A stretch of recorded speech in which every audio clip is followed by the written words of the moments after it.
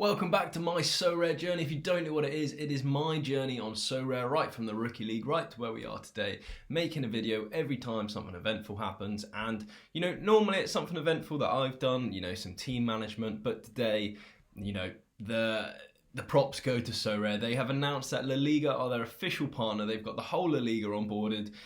Everyone is super hyped for it. They did this massive Twitch event where, Etu was there and Kluivert was there and the head of La Liga was there. It was just a really big event that put so much hype, made it look so professional. It really hyped any member up. The biggest problem about it was probably the fact that we all knew it was La Liga, that it was got leaked kind of by multiple sources. So it was guaranteed to be La Liga, but if you take that away from the announcement, this would have been the best announcement ever. Everyone would be rocketing all their money into it. So if you'd listened to the last video, I was saving up for the Messi fund. I also mentioned it on the John Nellis podcast. I went on there, so go check it out. Let me know what you thought of my performance or whatever. We just had a chat at the end of the day. I thought it was great fun. And John Nellis puts out the best podcast that I've seen. Sorry to anyone else that makes a podcast, but his are just the biggest laugh in my opinion. So look, go check them out, follow it on Spotify, and that he was nice enough to invite me on, so definitely check it out. But yeah, I spoke on there about how I was building this Messi fund because Messi was just around the corner. They had minted his card. And look, we're sitting here with no Messi, but we have the Messi fund. It's set up, ready to go. 1.7k. It's gone up thanks to ETH going up, and then it went down a little bit because it went down 10%, 15% in one day, and I'm still in profit. So I'm very bullish on ETH, but I'll keep my crypto opinions to myself. Let's talk strictly football, strictly Sorare. And look, for this journey, it's pretty much just to catch up. I normally go through my last midweek game and my next midweek game, but there's not a lot to say really. The last midweeks have been international fixtures, and I think everyone finds them a bit boring, to be honest. I had one interesting point, and I think I've got one of the lowest scores to ever record a reward in the history.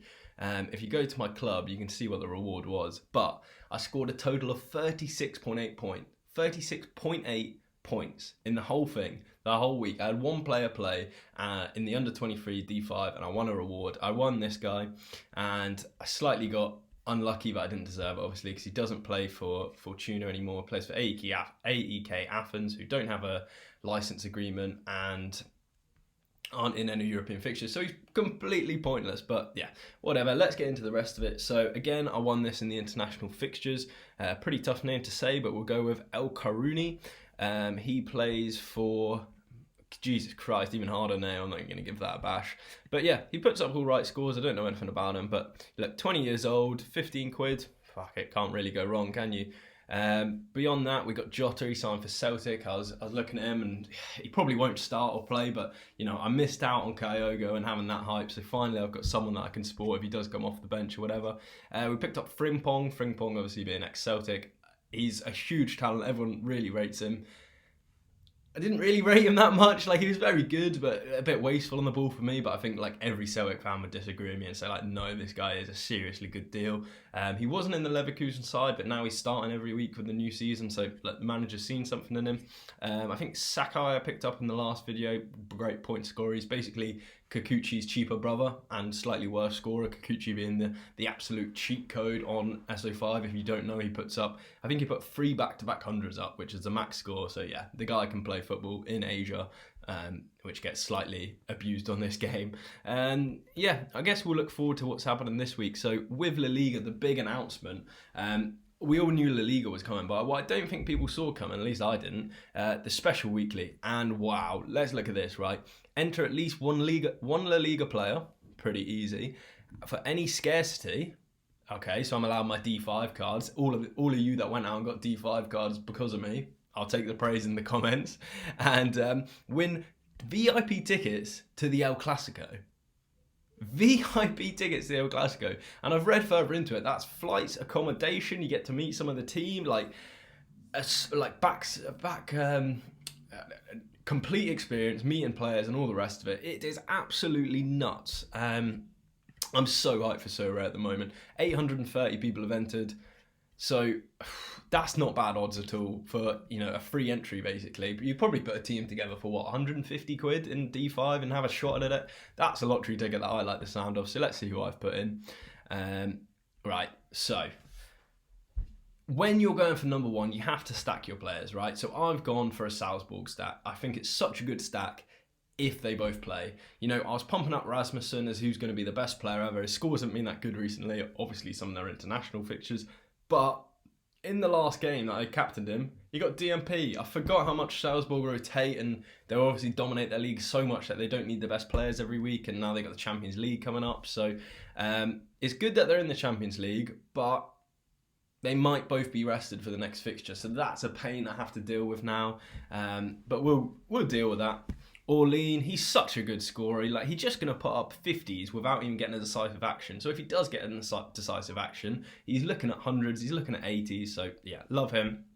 Camavinga, he's the only La Liga player I have in the whole team, so he's there as a placeholder until I can get someone else. But wow, Camavinga moving from Rennes to Real Madrid, that has done me wonders in terms of price, just because he's a true rookie now. Like, there's only 44, I think, limited Camavingas that are true rookies. So if the game takes off, if he takes off as a player, I'm going to be holding a really valuable card. And yes, SO5 utility might go down, but look, he's playing for Real Madrid. Like, everyone in the world watches them, really. So if you like football, so I'm holding on to him. I'm not looking to ship him just yet. And Berisha, I didn't even know this. The guy got a transfer to Fenerbahce, because my biggest problem is I had a stack of Salzburg, and I've got another two, I think, in reserve, come back from injuries. And I was like, Berisha's got a transfer to a top team in a scored team where he's going to be the main man. Absolutely brilliant under 23s. I really hope he does well there. Look, moving to a different team, people can flop. I understand that.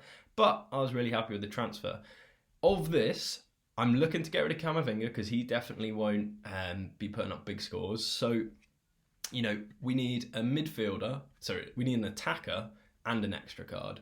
Berisha's good, but there's a lot of uncertainty because it's his obviously first week. So, who are we looking to pick up? You tell me. Right, Madrid have the best fixtures this week. Barcelona don't have a game. Atletico have a game that are away. And, you know, if you're going to get someone, who do you pick? I'm sure everyone has their own opinions, but Benzema looks like my go-to. He's played most of the minutes. He played for France at the weekend. He's fully fit, and he is just kind of the hub of Real Madrid right now. Since Ronaldo left, he's just been the hub of it. Other considerations, Luka Modric, brilliant, best point scorer on the game almost, but might be dropped when Kroos is back from injury. And a little bit old. Well, you're going to get 1 year of utility out of him. Casemiro, someone I'm really interested in. He puts up really nice averages, plays 93% of the time. Negatives, discipline, he gets a lot of yellow and red cards. That will affect his score. And he was obviously at Brazil. And if you don't know, Brazil players have this, weren't supposed to go away or something like that for the international break. So the Premier League players aren't allowed to play if they're from Brazil. I don't think it affects La Liga, but it was hard to find information on. So I'm rolling another dice there, hoping that he's allowed. But I'm pretty sure he's back and ready to play. Valverde, I really like him as a player, but I don't think he's a great SO5 scorer. And then you have the two big guns up front, the ex-Premier League icons, really. So Gareth Bale, surprised he's starting every game now, but the manager's obviously, you know, taking quite well to him. And putting up nice scores recently, so I wouldn't be too against having Bale, but the problem is he comes off about 60, 65. He's still not up to full fitness, I guess. So, I'm not sure about that. Hazard swapping with Vinicius Jr., who else I'm very much considering. But again, you're playing that dice, but one of them's getting 60, one of them's getting 30, and it's like, both situations aren't particularly good, which just makes me think, stick with a big gun Benzema, you'll be fine with that, and if you want Casemiro, go in with that.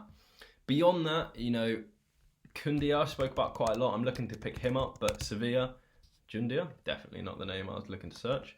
Koundia, so he's going to put up big scores. He got a couple of DMPs, which might throw some casual fans off, but I think that's because he was linked to Chelsea and really wanted to try and force a move, and they didn't want to pay the bid. But look, 22, putting up scores like this, part of La Liga Santander, ticks all the boxes really. Just need his limited card to be reasonable, and looking at it, it's a reasonable price. So yeah, he would be someone I was after. I'd get him this week if Sevilla had a game, but they were against Barcelona, which was postponed. So look to see what happens with that. You know, I'll probably go for Benzema depending on how much he goes for, but they're doing like a stagnated kind of 30 minutes for this club, 30 minutes for this club, 30 minutes for this club, and Real Madrid are near the end of it. So, you know, I'm going to be gambling on that, but let's hope it goes well. On to, I guess, do you know what? We haven't had a look through the rest of the club, so let's just go through, and anyone noticeable I'll point out for information. So Seko Koita, I don't know if I mentioned him in the last video, but I really think he's just going to be good value when he comes back and he's going to be full fitness. No one really noticeable here. Wanyama's very solid for me. Love him. Great memories as a player. Cal Fiore, I took a punt and I was wrong. I was hoping he'd play for Roma this year at right back or left back, and it doesn't look like he's going to play. But like I said, the benefit of having Roma players, Conference League, they'll probably rotate quite a lot. So he'll have his day, and he's 18 or 19, so I can sit on him. He doesn't need to play. Oh, Jaden Braff, I forgot about this. I actually messaged Jaden Braff on Instagram saying, when you getting a move, mate? Because he's currently playing the Man City Academy. Like, he was at Udinese here. He's good enough to go to a big club and get some game time. And he replied saying, never, mate. So thanks for replying, but not very helpful to SO5. But because he replied to my Instagram, he's going down as a cult hero. He had the blue tick. He's got about 50,000 followers. So yeah, he didn't know I play Sorare or anything, but what a guy. Sungmin Koo got his move to the Gion Buck. I thought his scores would go probably higher. At minimum stay the same, but he's having a stinker, man. He's just been pretty rotten. I think it's just getting used to a new club. So we'll see how that goes. We've got the old stacks here. Yumbit, most reliable scorer there is, letting me down. He's getting rotated now for whatever reason. And Reece Williams. I saw everyone else on Twitter having the absolute joy of deadline day. And look, I got this transfer. Look, I got this transfer. I had no one. I wanted Akone to make a move because he's on the bench for Lille now. And finally, last minute, Reece Williams drops down to the Championship. I think it's Swansea he went to, so he could be a massive point scorer. And after the loan finishes, he's back at Liverpool. Collectible, under 23, good player, lots of potential. Really happy with that. Adrian might play, or Adrian, sorry. He might play this week because Alisson can't come back and play in the Premier League. It'll probably be that Kehler or Kera. Overall, Muani had a little injury, but he's back and, you know, reliable scorer for the club, as is Yang Vertonghen, both back from injuries. So let's see how they shape up into lineups. So you've seen the special weekly where I'm putting my best players in, my best combined lineup, what I believe to be D5 Global All-Stars, a little fun mixture of like good, well-scoring players on their day. So I think that's got a chance to get a reward. I don't think it could compete at the top end, but look, you buy a lotto ticket, you might win. Who knows?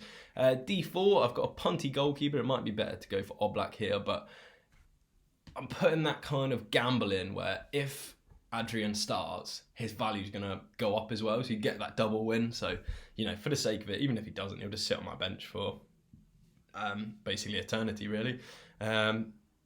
Pretty solid side, not a lot more to say on it. I'm pretty sure I put in my under 23s team in. Both of them are very suspect because goalkeeper shouldn't play, but if Kohn from the Leipzig art is rotated, then I'll have someone else playing. So that's good.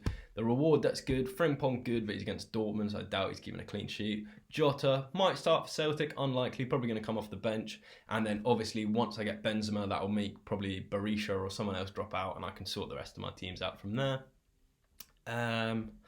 Moving on, I think my D4 under 23 team is awful. Yeah, no one left in it anymore. We've absolutely scrubbed that out. That idea is off the table thanks to Lafont being sold, which I'm still quite happy about.